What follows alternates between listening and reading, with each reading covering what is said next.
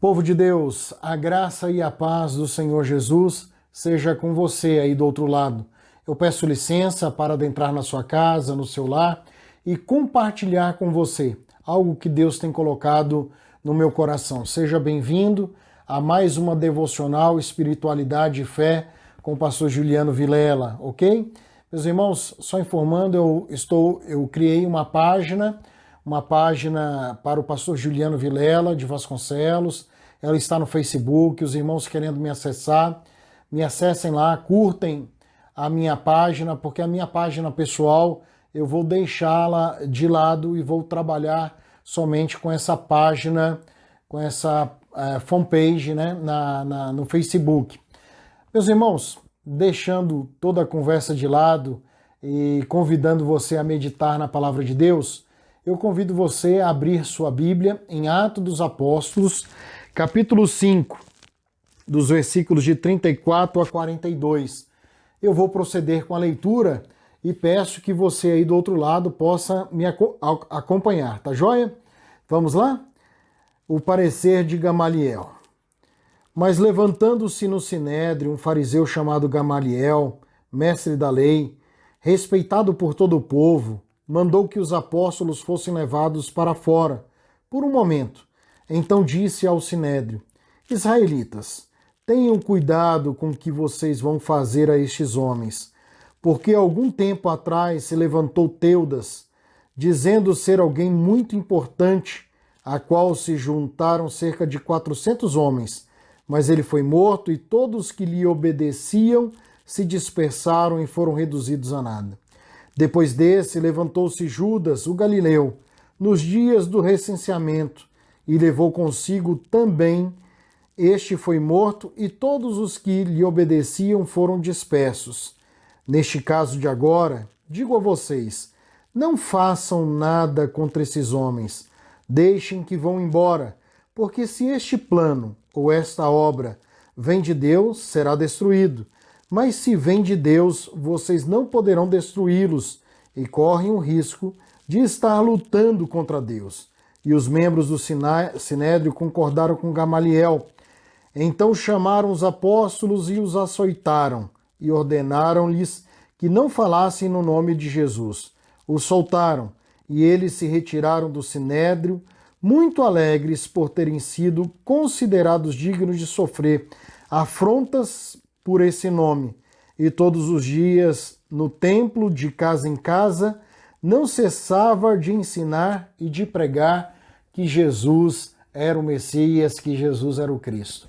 Meus irmãos, há pouco tempo atrás nós trouxemos à nossa memória a Páscoa, que nos fez relembrar a vida, a morte, o sepultamento e a ressurreição do Senhor Jesus Cristo. Naquele tempo, nós podemos observar que alguns dos apóstolos, dos discípulos mais perto de Jesus, se dispersaram, né? Judas se matou, Pedro negou Jesus Cristo e as pessoas estavam dispersas. Entretanto, agora nós começamos a observar na narrativa de Lucas, em Atos dos Apóstolos, uma igreja que está nascendo, uma igreja forte, uma igreja alicerçada em Cristo e na proclamação, no querigma, na proclamação, anunciação da Boa Nova ou do Evangelho. Meus irmãos, a comunidade religiosa em Jerusalém não estava gostando nem um pouco daquilo que os discípulos de Jesus Cristo estavam fazendo. Os discípulos de Jesus, sendo judeus de nascença, sendo judeus piedosos, judeus que participavam da vida do templo, judeus que participavam da vida na sinagoga, casa de oração, onde se reuniam, onde estavam ali para celebrar o Shabat, o dia de descanso, o dia de oração dos judeus, os discípulos de Jesus Cristo, cheios do Espírito Santo de Deus, comissionados pelo Espírito Santo de Deus, começaram a fazer o quê? Eles começaram a pregar que o Messias havia vindo. Ele foi enviado por Deus e o próprio povo, o povo de Israel, o condenou à morte, preferindo a Barrabás solto e condenando Jesus Cristo. e eles começaram a pregar que Jesus Cristo veio, que Jesus Cristo morreu pelos pecados e que Jesus voltaria para resgatar o seu povo. E aquilo começou a criar um certo mal-estar entre a comunidade judaica daquele tempo. Os discípulos começaram a tirar aquelas pessoas da zona de conforto. Os discípulos começaram a pregar o evangelho. Pessoas começaram a aceitar a boa nova, começaram a crer no ressurreto, crer em Jesus Cristo. Então, diante de uma pregação contrária ao ensino judaico da antiga religião, da antiga espiritualidade, os apóstolos, os primeiros discípulos de Jesus, passam a ser duramente perseguidos, são expulsos das sinagogas, são açoitados, são levados ao sinédrio e tantas outras coisas. Se você pensava que ser discípulo de Jesus, ser seguidor de Jesus, era algo tranquilo, não é. Quando começamos a pregar o Evangelho, a viver o Evangelho na sua essência, passamos a incomodar religiosos. Tá joia? Então não se preocupe, você não está sozinho. Outras pessoas antes de vocês já passaram por esse problema. Tantas outras estão passando agora por esses problemas. A narrativa nos diz que os discípulos foram levados para o sinédrio, para um tipo de júri ou de julgamento dos religiosos quanto às questões teológicas, quanto às questões doutrinárias da fé judaica. Então, os apóstolos são levados a este sinédrio. No sinédrio, levanta-se um homem de Deus, um homem temente a Deus, um homem que era fariseu, judeu, era da teologia farisaica ou da doutrina farisaica. O seu nome era Gamaliel. A Atos dos Apóstolos vai nos dizer que ele era professor de Paulo, foi ele quem instruiu Paulo. Pelo menos é isso que Lucas vai nos dizer. E Gamaliel traz uma observação muito importante a toda a liderança judaica da sua época, do seu tempo, no Sinédrio. E aqui ele convoca as pessoas a raciocinarem, a pensarem, a não tomarem uma atitude à flor da pele, pelo impulso emocional, sentimental.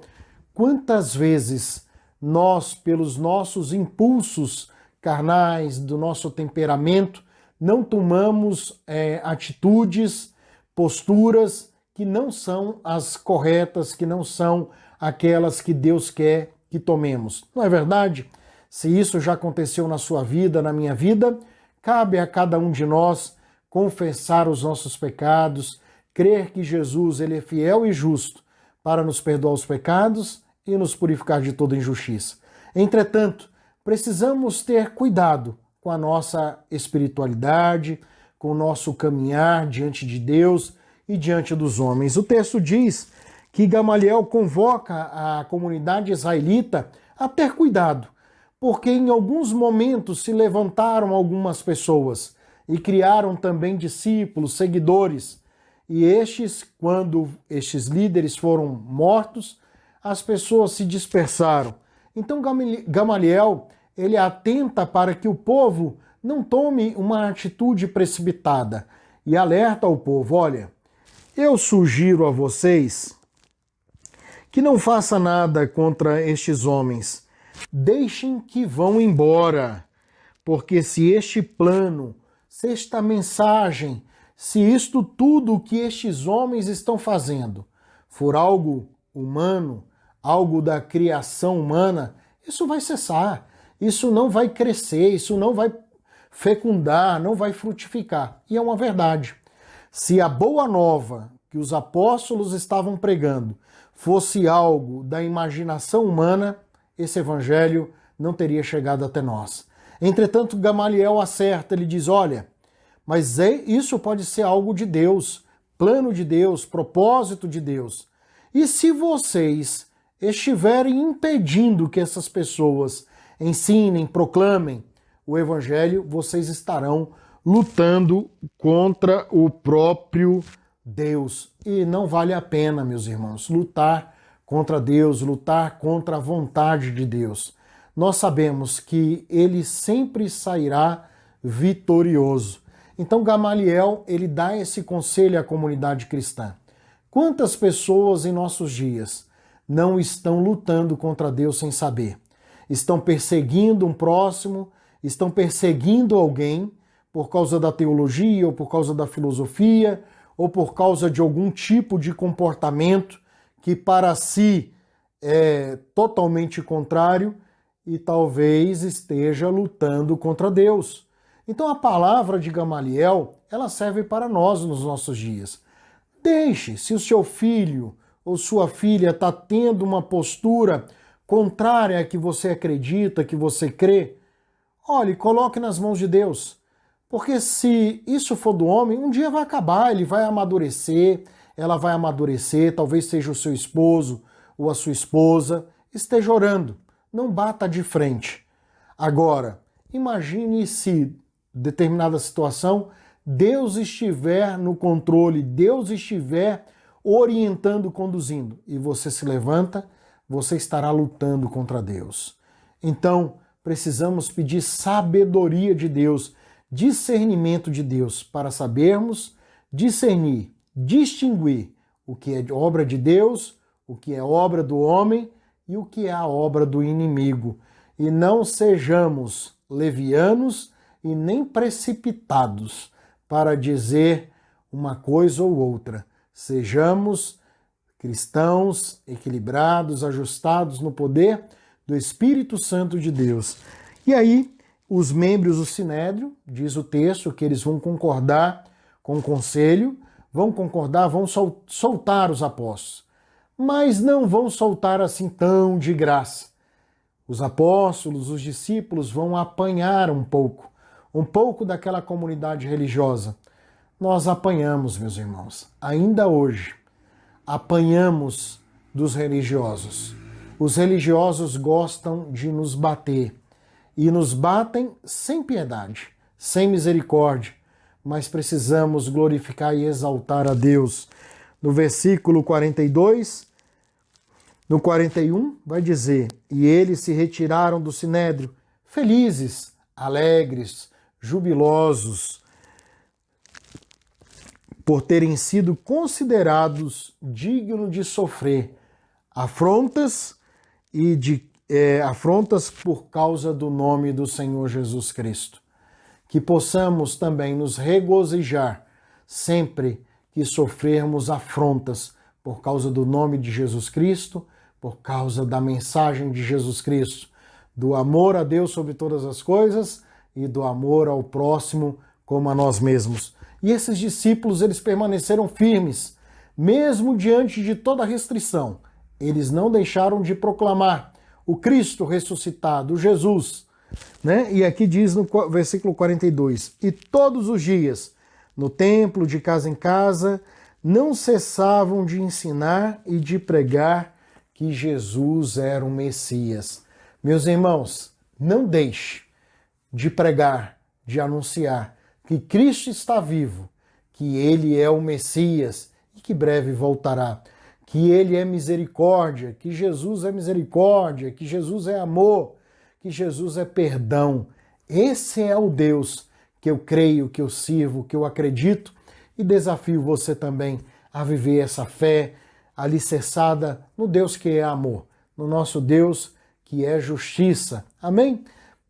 Davi dizia: eu prefiro cair nas mãos do Senhor do que cair nas mãos dos homens. Eu também, como Davi, prefiro estar nas mãos do Senhor, que é misericordioso, justo e amoroso, do que nas mãos dos homens.